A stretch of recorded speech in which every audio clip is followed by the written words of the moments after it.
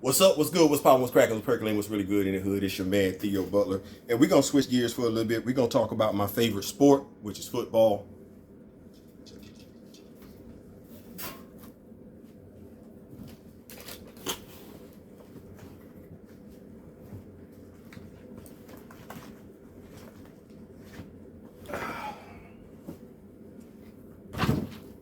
Anyway, as I was saying, we're gonna talk about my favorite sport, which is football. But before we go, y'all already know how we get down. If you know me, grow me. Sharing is caring. So like, share, subscribe. We're gonna talk about football, which is my favorite sport, unlike basketball, which is Curtis Blow's favorite sport. Shout out to Curtis Blow. Basketball is my favorite sport. And y'all see the title, right? The perplexing, the perplexing case of Cam Newton. Football right here. Y'all see the football? Y'all see the football? Football, right? I told you, my favorite sport. Yeah, my favorite team right there. That's my favorite protein. Yep. So,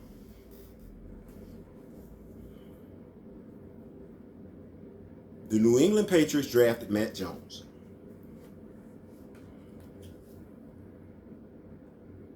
I'm gonna sit that off to the side.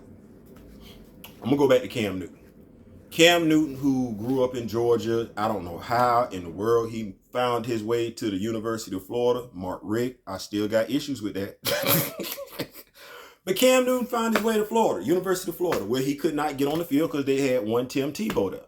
So Cam made his way to a junior college where there were all types of financial allegations going on and everything like that.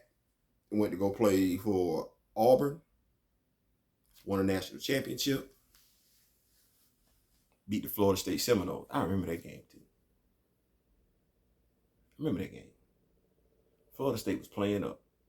Cam threw that ball in the flats, and that boy took off.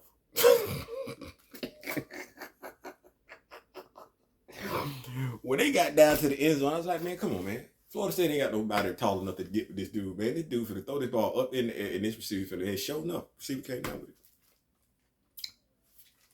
Cam Newton gets drafted by the Carolina Panthers, first round pick. He wanted the number 2. That was his college number. Quarterback for the Carolina Panthers wouldn't give it to him. So Cam settled for number 1. Who knew?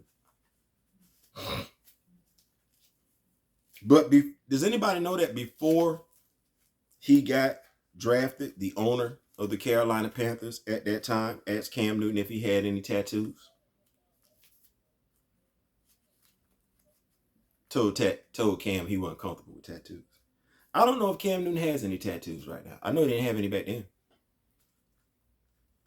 If he did, the guy wouldn't have drafted him.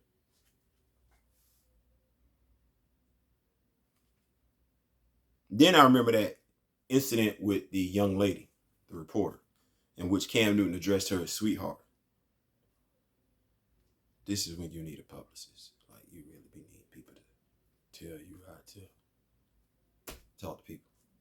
And Cam lost his Danny Yoga commercial because he was Superman. He had the Danny Yoga commercial. He was doing lost his endorsement deal and everything like that. And Cam was riding high. He was voted the MVP of the NFL. Led his team to the Super Bowl.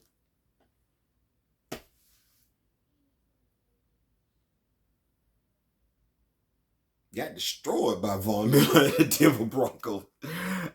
We could sit up here and say that it was Cam's fault, but when you only got the tight end to throw to, Greg Olsen, and you got receivers who, while they are fast, cannot run routes worth a damn. It is what it is at the end of the day, and you just happen to be the best running back on your team. He got injured. Running quarterbacks get injured. Quarterbacks that get asked to run the football a lot. Lamar Jackson, please throw the ball this year. Please. You cannot take up the running slack for your injured running backs. That's not going to get you where you need to be. As I've stated before, the most successful running quarterback to ever play in the game was Steve Young. If you do what Michael Vick does, you get hurt. You do what Robert Griffin does, you get hurt. You do what Colin Kaepernick does, you get hurt. You do what Cam Newton does, you get hurt. You get hurt. You get hurt. So Lamar, don't get hurt. Cam got hurt.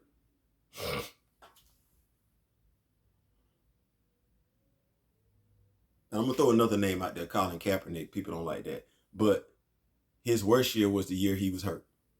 And nobody seems to care about that. And we know people don't just come back and be what they're supposed to. Please see Ben Roethlisberger from last year. Please see Ben Roethlisberger from last year. Quarterbacks coming from injury, like running backs coming from injuries, it take a while for them to come back. They're not the right person. So the first year Cam would have been coming back to being full strength was 2020, COVID. It's crazy he didn't get picked up by the coach who used him as a running back. I thought that was interesting. Ron Rivera got a coach as the Redskins coach, but he didn't think enough of the quarterback who he literally called plays for to run the damn football and was comfortable. Ron Rivera didn't try and grow Cam Newton as a quarterback. He didn't. He asked Cam Newton to do what Cam Newton did year in and year out. And Cam Newton's body paid for it. We act like that ain't what happened. That is exactly what happened. Anybody that's had COVID last year, those athletes come back from COVID, they tell you they're not the same. It take them a while to get their feet back. That's what happened to Cam last year in 2020. We act like that ain't what happened. That's what happened. The Patriots also weren't a good football team last year. How many analysts stated that last year? Right. We know that. That team was bereft of talent. We know that. So that team struggled.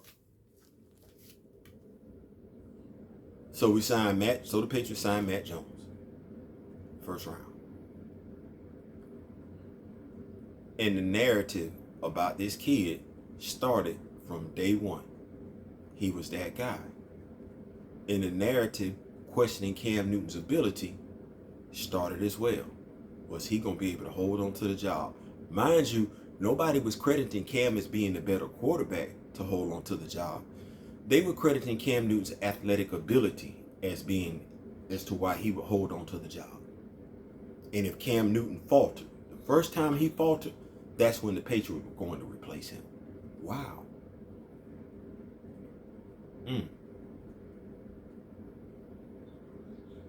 Then we want to talk about Cam Newton's personality.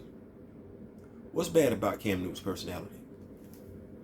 What did you hear bad about Cam Newton's personality the whole time he was in Carolina, except for the things that I stated to you? Nothing. Nothing. But now he's a distraction. And then we got Rob Nikovic or whatever saying from sources, won't put a name to it, he won't list them, saying that Matt Jones was teaching Cam Newton the playbook. How much more do we need to discredit Cam Jones? I'm going to say, how much more do we need to discredit Cam Newton? Like, at what point do we not sit back and say, yeah, that's character assassination? For whatever reason. When do we sit back and say that? Because even on the interview that he just did himself, and I'll put the link to the video in the comment section and everything like that. I'll also put it in the description link as well.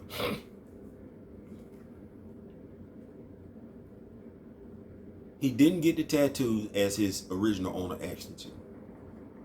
He's done nothing but show support for the first round draft pick, Mac Jones, that the New England Patriots just got.